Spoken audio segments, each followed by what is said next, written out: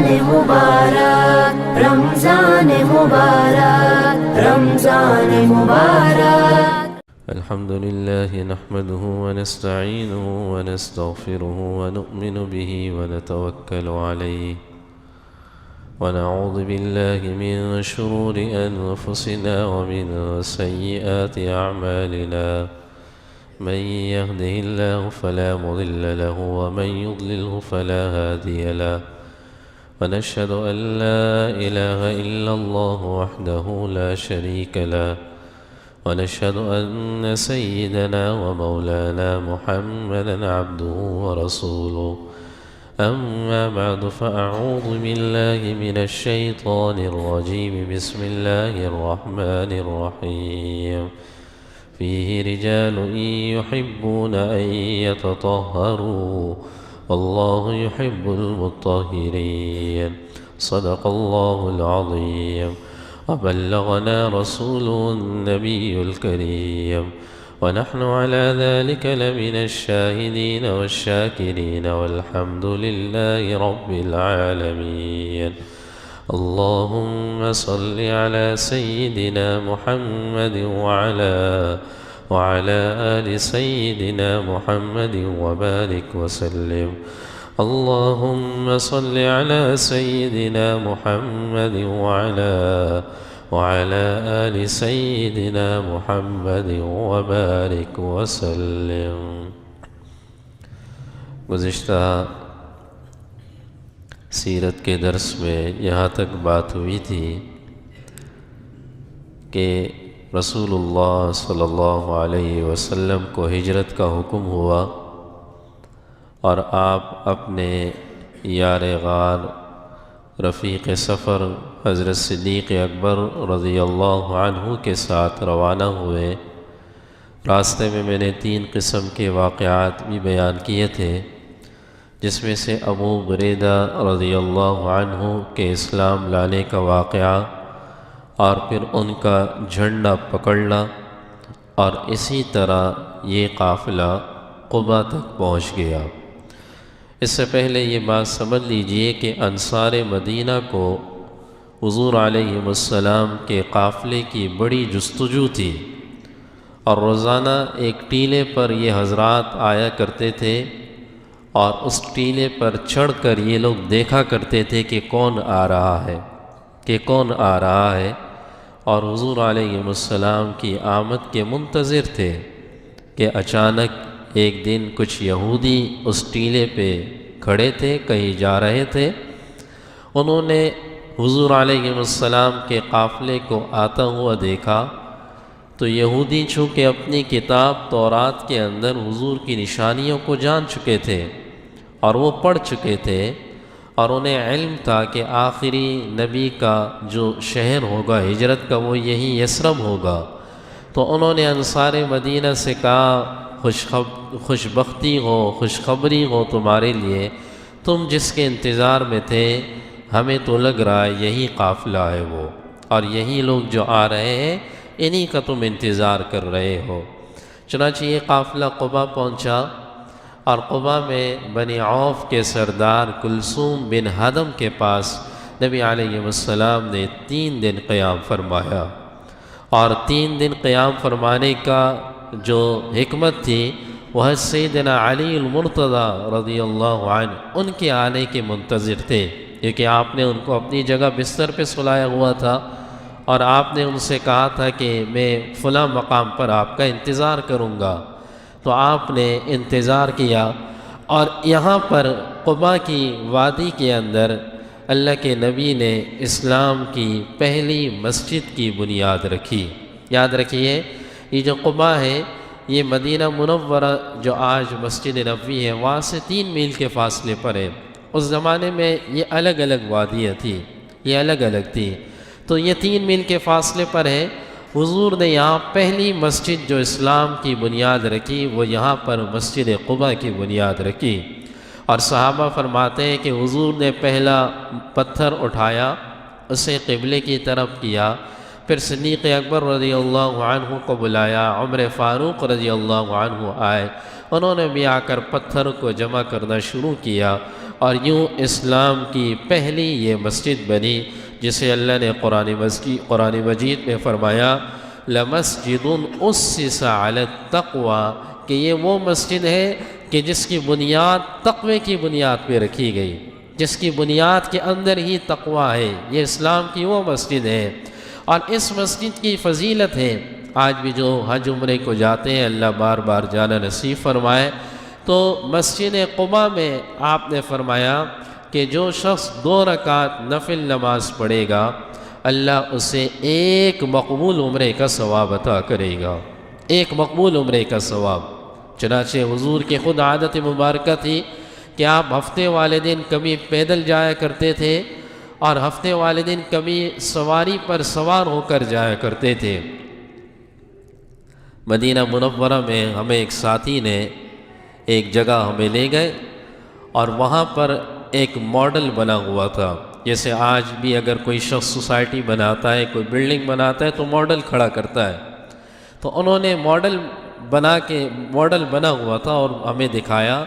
کہ مسجد نبوی سے قباء تک یہ وہاں کے لوگ جو ہے ایک پیدل ٹریک بنا رہے ہیں کہ مسجد نبوی سے مسجد قباء تک یہ پورا پیدل راستہ ہوگا۔ ابھی تو لوگ روڈ کے کناروں پہ جاتے ہیں، کہ یہ خاص طور پر یہ پیدل جانے والوں کے لیے ہوگا، کیونکہ نبی علیہ السلام کی عادت مبارکہ تھی، آپ کبھی پیدل جایا کرتے تھے اور کبھی سواری پر سوار ہو کر آپ جایا کرتے تھے۔ اور اس قباء کی وادی میں رہنے والے لوگوں کی اللہ نے قرآن میں فضیلت بیان کی، فی رجال یحبون ان یتطہروا واللہ یحب المطہرین، کہ یہاں ایسے لوگ ہیں کہ جو پاکی کرتے ہیں اور اللہ کو پاکی کرنے والے لوگ بڑے پسند ہیں۔ تو آپ نے ان لوگوں کو بلایا اور ان سے پوچھا کہ اللہ نے تم لوگوں کی صفت بیان کی، آخر کرتے کیا ہو؟ انہوں نے کہا کہ جب ہم استنجا کرتے ہیں تو پہلے ڈھیلے کا استعمال کرتے ہیں، پھر پانی کا استعمال کرتے ہیں۔ تو حضور نے فرمایا جی ہاں، اسی وجہ سے اللہ نے تمہاری پاکی بیان کی۔ یوں سمجھ لیجئے آج اگر کوئی استنجا کرے اور پہلے ٹیشو پیپر کا استعمال کرے اور ٹیشو پیپر کے استعمال کے بعد پھر دوسرے نمبر پر جو ہے وہ پانی کا استعمال کرے تو یہ گویا کہ افضل طریقہ ہوگا۔ اور یاد رکھیے کہ قباء میں جب حضور علیہ السلام پہنچے تو یہ پیر کا دن تھا، اور یہ اسلامی کون سی تاریخ تھی؟ اس میں 2 قسم کی روایات ہیں۔ ایک قسم کی روایت یہ ہے کہ 12 ربیع الاول کا دن تھا جب حضور مسجد قباء پہنچے، قباء کی وادی میں پہنچے، اور دوسری روایت یہ ہے کہ آپ علیہ السلام 28 صفر کو مکہ مکرمہ سے روانہ ہوئے اور تقریباً 1 ہفتے کا یہ سفر رہا، تو 8 ربیع الاول کو حضور علیہ السلام قباء پہنچے۔ یہ دونوں قسم کی روایتیں ملتی ہیں۔ اس میں تطبیق دینے کے لیے آپ یوں کہہ سکتے ہیں کہ 3 راتیں حضور نے غار میں گزاری، تو اگر وہ 3 راتیں اس میں شامل کر لیں تو خود بخود 12 ربیع الاول پہنچ جاتا ہے۔ اور یاد رکھیے یہیں سے، یعنی جس وقت حضور قباء پہنچے اور جس وقت یہ ہجرت کی، یہیں سے اسلامی تاریخ یعنی ہجری سال کا آغاز ہوا۔ جیسے ابھی آج ہم 2021 میں داخل ہو چکے ہیں، یہ 2021 یہ عیسوی تاریخ ہے، حضرت عیسیٰ علیہ السلام کی آمد کی وقت سے یہ تاریخ ہے۔ یوں سمجھے کہ عیسیٰ علیہ السلام کی آمد کو اس دنیا میں کتنے سال ہو گئے؟ 2021 سال ہو گئے، اور اسلامی تاریخ 1442 ہے، 1442 ہے، تو یوں سمجھے کہ ہجرت کو کتنے سال ہو گئے؟ 1442۔ ابو موسیٰ اشعری رضی اللہ تعالیٰ عنہ فرماتے ہیں کہ امیر المؤمنین عمر ابن خطاب رضی اللہ تعالیٰ عنہ کا دور تھا، تو کبھی کبھی خط آیا کرتے تھے تو جلدی پہنچ جاتے تھے، اور کبھی کبھی خط آتے تھے تو لیٹ پہنچ جاتے تھے، اور اس میں تاریخ تو نہیں ہوتی تھی، تو ہمیں بسا اوقات علم نہیں ہوتا تھا کہ امیر المؤمنین نے پہلا کون سا حکم جاری کیا، دوسرا کون سا حکم جاری کیا۔ یہ گورنر تھے، تو انہوں نے امیر المؤمنین کو خط لکھا اور کہا حضرت ہم چاہتے ہیں کہ کوئی ایسا تاریخ اسلام کا وہ متعین کیا جائے، اور پھر اس تاریخ کے مطابق اس خطوں پر تاریخ دی جائے تاکہ ہمیں پتہ چلے کہ یہ تاریخ پہلی ہے، یہ خط پہلا ہے، اور یہ اس کے بعد والی تاریخ تھی، اس کے بعد والا خط ہے۔ تو امیر المومنین نے صحابہ کو جمع کیا اور مشورہ کیا، تو کسی نے کہا کہ حضرت آپ وہ تاریخ اسلام کی رکھتے ہیں کہ جس دن سرکار دو عالم صلی اللہ علیہ وسلم کی ولادت ہوئی، اس تاریخ سے اسلام کی تاریخ کی ابتدا کرتے ہیں۔ تو امیر المومنین نے روکا اور فرمایا کہ ہم عیسائیوں کی طرح نہیں کریں گے اور عیسائیوں کی طرح مشابہت نہیں کریں گے، ہم میں اور ان میں فرق ہے۔ اگر ہم نے بھی وہی رکھ لیا جو عیسائیوں نے رکھا تو پھر ہم میں اور ان میں کیا فرق رہے گا؟ کسی نے کہا کہ حضور علیہ السلام کی وفات کا جو دن تھا وہ سال ہم رکھ لیتے ہیں۔ تو امیر المومنین نے روکا اور فرمایا کہ حضور کی وفات جو تھی وہ ایک بہت بڑا حادثہ تھا، بہت بڑا صدمہ تھا، اور اس بڑے صدمے کے تاریخ کو ہم اسلام کی تاریخ کا دن نہیں منائیں گے۔ تو پھر مشورے میں یہ طے ہوا کہ چونکہ ہجرت جس وقت حضور نے کی، یہ حضور کی زندگی کا سب سے خوشی کا دن تھا، یہ سب سے خوشی والا دن تھا، اور حضور جس وقت مدینہ منورہ میں آئے تو مدینہ کے لوگوں نے، صحابی رسول برہ رضی اللہ تعالیٰ عنہ فرماتے ہیں کہ جو دن حضور کا مدینہ منورہ میں قدم پڑا تو وہ دن جتنا خوشی کا مدینے والوں کے لیے تھا، اتنا ساری زندگی وہ خوشی کا اس کے علاوہ کوئی دن نہ تھا۔ اور جس دن حضور کا وصال ہوا وہ دن مدینہ والوں کے لیے جتنا غم کا دن تھا، اتنا سارے مدینہ والوں کے لیے باقی کوئی غم کے ایام نہ تھے۔ لہٰذا طے یہ پایا گیا کہ ہجرت کا دن چونکہ حضور کی آمد کا دن تھا اور بڑا خوشی کا دن تھا، لہٰذا ہجرت کے سال سے ہی پھر اس کی ابتدا کی جائے، اور یوں سمجھے کہ یہیں سے پھر اسلامی تاریخ کی کیا ہوئی؟ ابتدا ہوئی، اور آج حضور کی ہجرت کو 1442 سال مکمل ہو چکے ہیں۔ یہاں سے آپ نکلے قبا سے، اور جب آپ قبا سے نکلے تو راستے میں محلے بنی سالم ایک آیا اور جمعے کا وقت بھی داخل ہوا۔ تو آپ نے صحابہ سے کہا کہ چونکہ جمعے کا وقت بھی داخل ہو چکا ہے اور جمعہ بھی فرض ہو چکا ہے، یہ اسلام کا پہلا جمعہ تھا، اور آپ نے پھر وہاں پر جو ہے وہ صحابہ کو جمعے کی نماز پڑھائی، اور جس کی جگہ پر آج مسجد جمعہ موجود ہے، یہی وہ جگہ ہے کہ جہاں پر حضور نے جمعے کی نماز پڑھائی، اور یہاں پر حضور نے خطبہ دیا۔ احادیث کی کتابوں میں وہ خطبہ موجود ہے،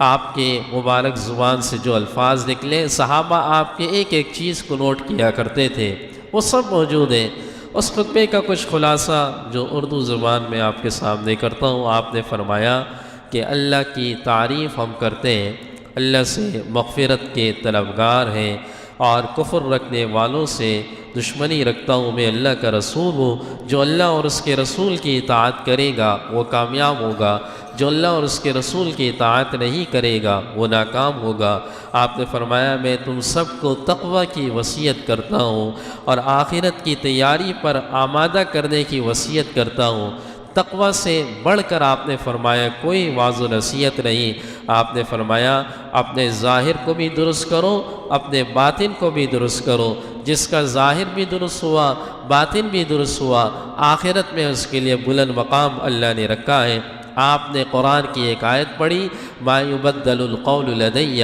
وما انا بظلام للعبید، کہ اللہ نے فرمایا کسی بھی شخص کے قول کو تبدیل نہیں کیا جائے گا اور میں اپنے بندوں پر ظلم کرنے والا نہیں ہوں۔ آپ نے فرمایا تقوی اللہ کے غضب سے بچاتا ہے، یہ درجات کی بلندی کا سبب بنے گا۔ اللہ نے تمہارا نام مسلمان رکھا ہے، اور کثرت سے ذکر کیا کرو، آخرت کے لیے کچھ اعمال کیا کرو، آخرت کے لیے جو عمل کرو گے اللہ کی اس کا تمہیں بلند مقام ملے گا، اور اللہ سے اپنا معاملہ درست کرو۔ اللہ اکبر، لا حول ولا قوت الا باللہ۔ آپ نے اس طرح یہ خطبہ مکمل کیا، میں نے مختصر کیا لیکن احادیث کی کتابوں میں تفصیل کے ساتھ موجود ہے۔ اگر آپ غور کریں تو اس خطبے میں ایک لفظ بھی یہ موجود نہیں ہے کہ حضور نے یہ کہا کہ مکے والوں نے ہم پہ بڑا ظلم کیا اور ہم ان کے ظلم سے تنگ آ کر یہاں ہجرت کر چکے۔ آپ نے اس کا ذکر ہی نہیں کیا، آپ نے اس کا ذکر ہی نہیں کیا،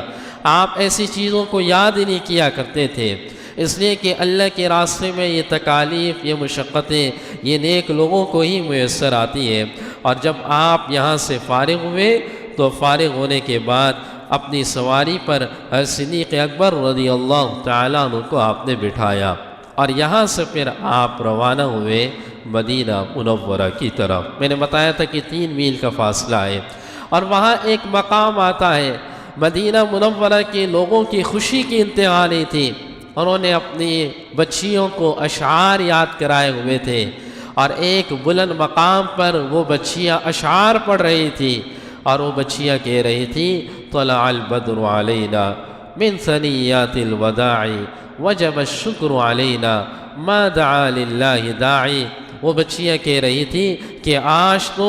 چاند نمودار ہو چکا ہے، آج تو چاند نمودار ہو چکا ہے، اور آج یہ ثنیہ ایک بلند مقام تھا کہ ثنیہ کے مقام سے چاند نمودار ہو چکا ہے، وجب الشکر علینا، ہم سب پر آج شکر کرنا واجب ہو چکا ہے، ہم سب پر آج شکر کرنا واجب ہو چکا ہے۔ ما دعا للہ داعی، آگے وہ کہہ رہی تھی ایھا المبعوث فینا، کہ آپ تو اللہ نے آپ کو ہمارے درمیان بھیج دیا، نحن جوار من بنی نجار یا حبذا محمد من جار، کہ ہم بنو نجار کے پڑوسی ہیں، اور محمد صلی اللہ علیہ وسلم کے پڑوس کے تو کیا ہی کہنے۔ یہ بنو نجار مدینہ منورہ کے اندر قبیلہ تھا، اور یہ نبی علیہ السلام کے دادا مطلب کے ننیال کا قبیلہ تھا، تو یہ سمجھے آپ کی رشتہ داری تھی اس قبیلے کے ساتھ۔ تو یہ بچیاں کہہ رہی تھی کہ ہم بنو نجار کے آج پڑوسی ہو گئے، اور اس پڑوسی ہونے کی وجہ یہ ہے کہ آج ہمارے پڑوس میں اللہ کے نبی آ چکے ہیں، یعنی انہوں نے اس حد تک خوشی کا اظہار کیا، اور کہہ رہی تھی کہ جاء نبی اللہ، جاء رسول اللہ، یہ اللہ کے نبی آ گئے، اللہ کے رسول آ گئے۔ اور چونکہ مدینہ منورہ آ چکا تھا، تو جس گھر کے قریب سے آپ گزرتے وہ گھر والا کہتا یا رسول اللہ صلی اللہ علیہ وسلم، میرا گھر، میری جان، میرا مال سب آپ کے لیے حاضر ہے، آپ یہاں قیام فرمائیے۔ کوئی آپ کی اونٹنی کی نکیل کو پکڑتا، آپ یہاں رکیے، لیکن اللہ کے نبی کی خود خواہش تھی کہ میں بنو نجار اپنے دادا کے ننیال جو رشتہ دار ہیں وہاں پر پہلے چلا جاؤں۔ اور جب لوگوں نے، صحابہ نے بہت زیادہ زور دینا شروع کر دیا، تو آپ نے فرمایا کہ دعوہا، اس اونٹنی کو اپنے حال پہ چھوڑ دو، فإنہا مأمورہ، یہ اللہ کی طرف سے معمور ہے، اس کو جہاں حکم ملے گا یہ وہاں ٹھہر جائے گی، یہ وہاں پہ ٹھہر جائے گی، اس کو چھوڑ دو۔ اب لوگوں نے اونٹنی کی نکیل کو چھوڑ دیا، اب یہ اونٹنی جا رہی ہے، جا رہی ہے، یہاں تک کہ یہ بنو نجار کے محلے میں آ گئی،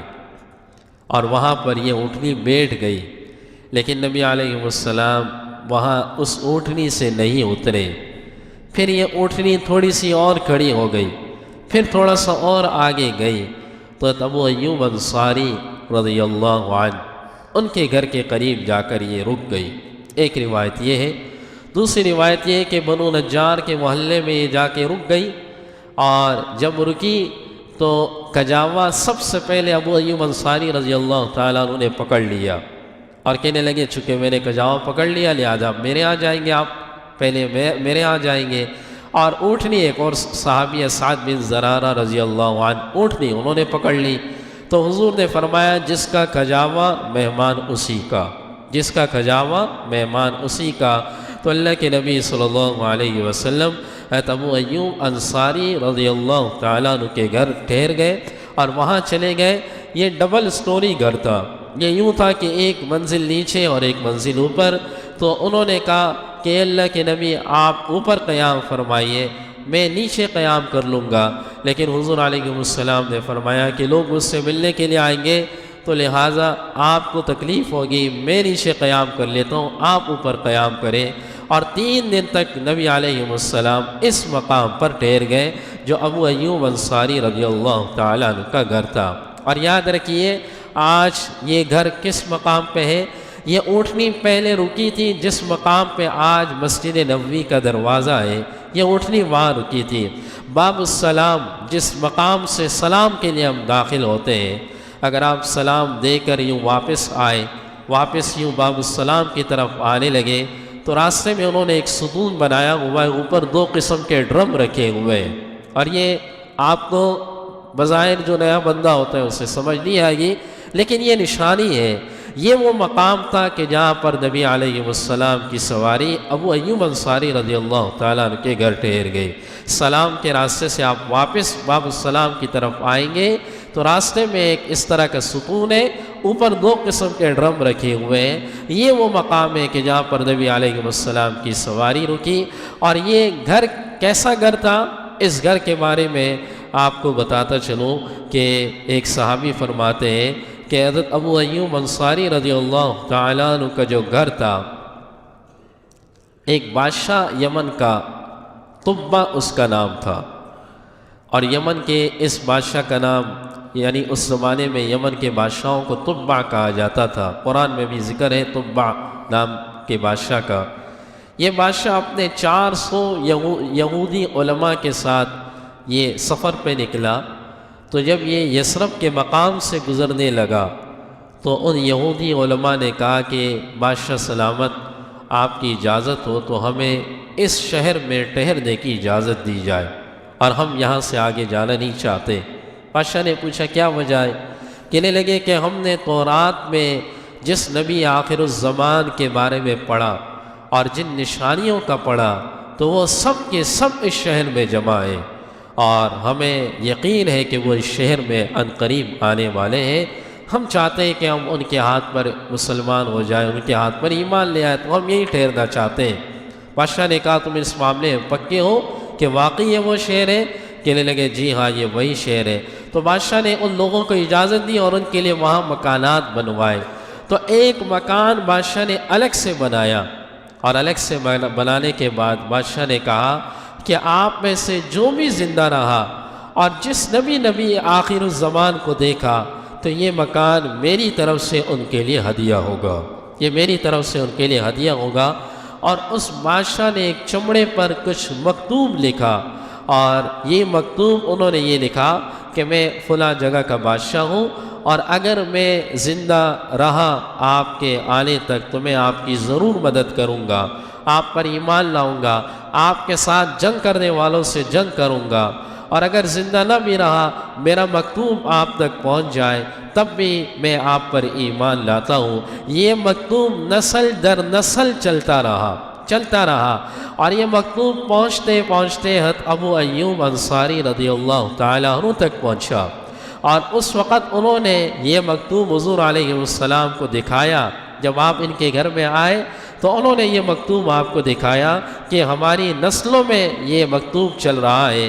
تو یوں سمجھیے کہ ابو ایوب انصاری حضور کے گھر میں ٹھہرے ہوئے تھے، یوں سمجھیے کہ ابو ایوب انصاری وہ حضور علیہ السلام کے گھر میں ٹھہرے ہوئے تھے، اور یہ اللہ کے نبی کا گھر تھا جو اس بادشاہ نے آپ کے لیے بنایا ہوا تھا۔ تو خیر یہ اس طرح ابو ایوب انصاری رضی اللہ تعالیٰ عنہ کا یہ گھر تھا۔ یہ میزبان رسول کے نام سے جانے جاتے ہیں ابو ایوب انصاری رضی اللہ عنہ۔ ان کا مقبرہ استنبول کے اندر ہے، اور وہاں پر جو ہے وہ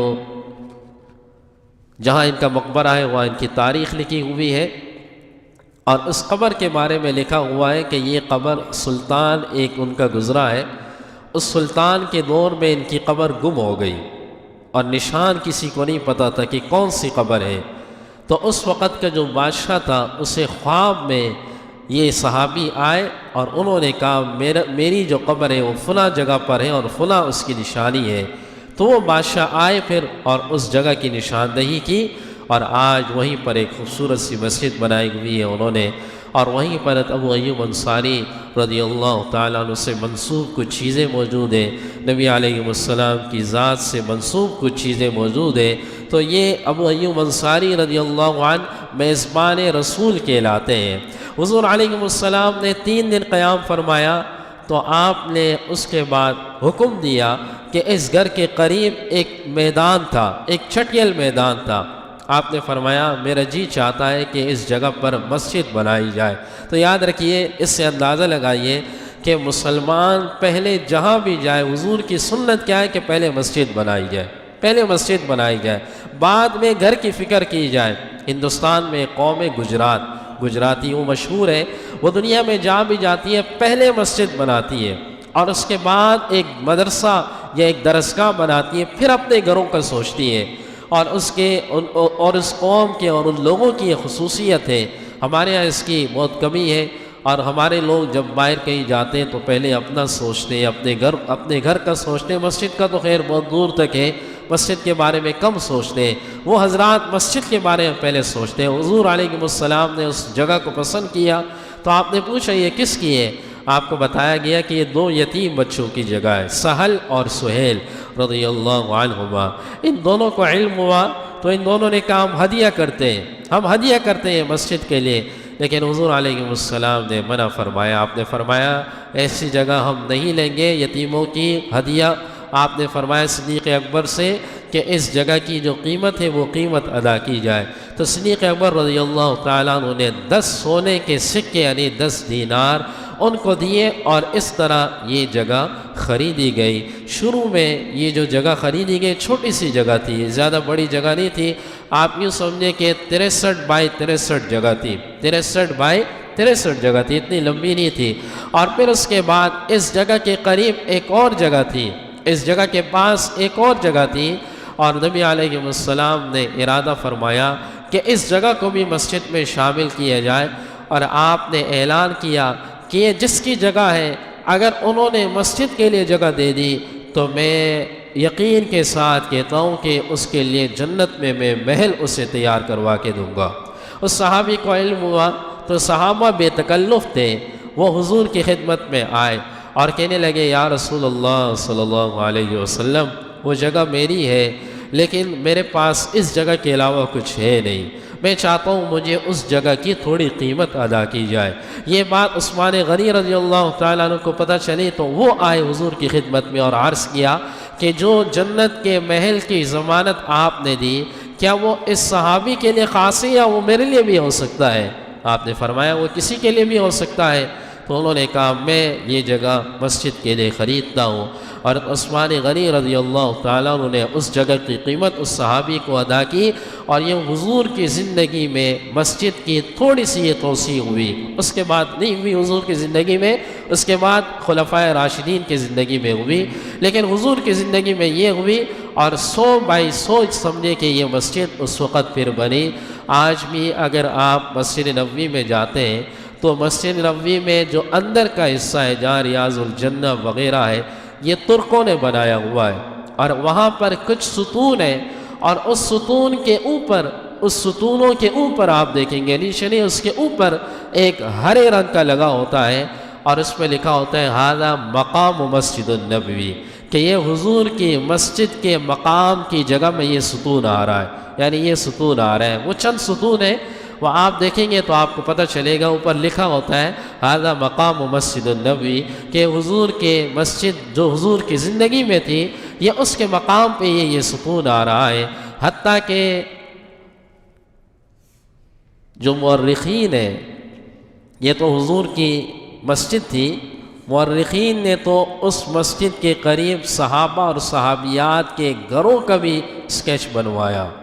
صحابہ اور صحابیات کے گھروں کا بھی۔ مدینہ منورہ کے اندر ایک ہمارے بہت ہی دوست مہربان ہیں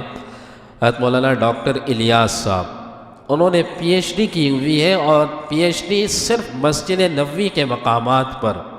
مدینہ منورہ کے مقامات پہ پی ایچ ڈی کی ہوئی ہے، کتابیں لکھی ہیں عربی میں، اردو میں، انگلش میں، بیوت الصحابہ، صحابہ کے گھر کہاں کہاں تھے، جس جگہ ہم سلام پیش کرتے ہیں اور جالیوں کے سامنے، یہ حضرت حفصہ رضی اللہ عنہا کا گھر تھا، اور جو جگہ جہاں پر حضور علیہ السلام آرام فرما ہے تو اس طرف حضرت عائشہ صدیقہ رضی اللہ عنہا کا گھر، اور اس کی پچھلی طرف جہاں پر آپ لوگ سمجھتے ہیں کہ یہ چبوترا ہے صفہ والوں کا، حالانکہ صفہ والوں کا چبوترا وہ نہیں ہے، دوسرا ہے، تو وہ جگہ فاطمۃ الزہرا رضی اللہ عنہا کا گھر تھا۔ تو انہوں نے انہوں نے تو ایسا اپنی کتابوں میں لکھا کہ جیسا کہ انہوں نے اینچی ٹیپ سے ناپا ہو ایک ایک جگہ کو، اینچی ٹیپ سے جیسے ناپا ہو، ایک ایک جگہ مسجد کی تصاویر کے ساتھ انہوں نے پوری تفصیل اس کے بارے میں لکھی کہ یہاں پر گھر تھا اس صحابی کا یا اس صحابی کا یا اس صحابی کا، یہ شوق کی بات ہے، ذوق کی بات ہے، ان حضرات کا ذوق ہے، ان حضرات کا شوق ہے۔ تو نبی علیہ السلام نے اس مسجد کی پھر توسیع کی، اور یوں سمجھیے کہ اس مسجد کی بنیاد کے اندر جن لوگوں کا پیسہ ڈلا وہ صدیق اکبر رضی اللہ تعالیٰ عنہ اور عثمان غنی رضی اللہ تعالیٰ عنہ۔ تو آپ اندازہ لگائیے کہ ان حضرات کو کتنا ثواب مل رہا ہوگا، اور آج تک کیا تا قیامت ان کو مل رہا ہوگا، کتنا مل رہا ہوگا۔ یہ حضور علیہ السلام کے سچے جانثاران تھے، آپ پر جان مال سب کچھ نچھاور کرنے والے لوگ تھے۔ تو اللہ کے نبی صلی اللہ علیہ وسلم نے مسجد کی تعمیر شروع کر دی،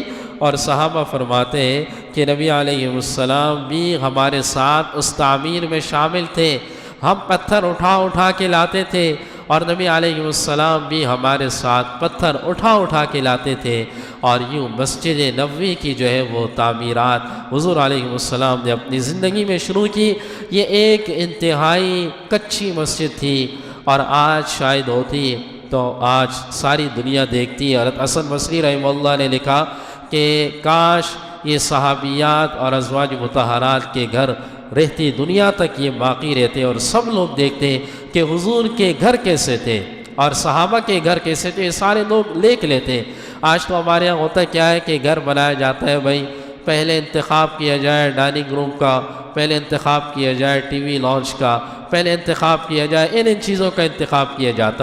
کیا جاتا ہے۔ اور ان حضرات کے یہاں جو گھر بنتے تھے، آج بھی مدینہ منورہ میں کچھ تابعین کے گھر ہیں، ایک دو صحابہ کے گھر ہیں، انہوں نے کوشش کی کہ یہ مخدوش نہ ہو، کچھ نہ کچھ اس میں بناتے رہتے ہیں، لیکن نقشہ وہی ہے۔ اس گھروں کے اندر آپ جائیں تو وہ حضرات گھر بنانے سے پہلے انتخاب کرتے تھے کہ مسجد کا کمرہ گھر کے اندر کون سا ہوگا، یعنی گھر کے اندر ایک کمرہ بنایا جاتا تھا جس کو گھر کی مسجد کا نام دیا جاتا تھا، وہاں سنتیں، وہاں نوافل وہاں پر ادا کی جاتی تھی، قرآن مجید وہاں رکھا ہوتا تھا، گھر کی خواتین وہیں پر ذکر و اذکار عبادات کیا کرتی تھی۔ افسوس ہے ہمارے یہاں ٹی وی لانچ یہ نام تو آ گئے، لیکن گھر کی مسجد کا نام اب تک نہیں آیا۔ ہمیں چاہیے اپنے گھر کے اندر ایک کمرے کو گھر کی مسجد کا نام دے، اور وہاں پر کچھ کتابیں رکھے، وہاں پر جو ہے وہ مصلی رکھے، اور وہاں پر ہر وقت خوشبو رکھے، اور اس کمرے کو بند رکھے، وہاں صرف نماز کے لیے یا سنت نوافل کے لیے وہاں پر جایا جائے۔ اس سے آپ کے بچوں کی تربیت ہوتی رہے گی۔ اور یاد رکھیے گھر کے مرد جب گھر کے اندر نوافل سنتوں کا اہتمام کریں گے تو آپ کے بچے خود بخود آ کر نقلیں اتارنا شروع ہو جائیں گے، آپ کے قریب آ جائیں گے، نقلیں اتارنا شروع ہو جائیں گے، یہیں سے ان کی تربیت جو ہے وہ شروع ہو جاتی ہے۔ تو نبی علیہ السلام کے ازواج مطہرات کے گھر وہ اسی طرح پسماندہ گھر، اور یہ مسجد بھی اسی طرح جو تھی وہ ایک کھجور کی چھال اوپر چھت کے اوپر تھی، اور ایک کچی سی مسجد تھی، چھوٹی سی مسجد تھی۔ یہ اللہ کے نبی نے اسلام کی سب سے بڑی جو مسجد اور مرکزی مسجد کی جو بنیاد رکھی وہ یہ مسجد تھی، مسجد نبوی، جسے آج کہا جاتا ہے۔ بعض مورخین تو یہ بھی لکھتے ہیں کہ آج کا جو مسجد نبوی ہے یوں سمجھیے کہ سارا مدینہ منورہ آج کا اس مسجد کے اندر آ چکا ہے۔ ظاہر ہے چھوٹی سی وادی تھی تو کہتے ہیں سارا مدینہ، یوں سمجھے کہ سارے مدینے کی آبادی اس مسجد کے اندر آ چکی ہے، لیکن بعض کہتے ہیں ایسا نہیں ہے، کچھ آبادیاں تھوڑے سے فاصلے پر بھی موجود تھیں۔ اللہ رب العزت ان باتوں پر عمل کی توفیق عطا فرمائے۔ وآخر دعوانا ان الحمدللہ رب العالمین۔ اللہ اللہ اللہ اللہ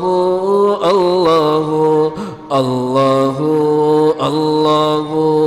اللہ اللہ اللہ اللہ اللہ اللہ اللہ اللہ اللہ لا الہ الا اللہ لا الہ الا اللہ لا الہ الا اللہ لا الہ الا اللہ لا الہ الا اللہ لا الہ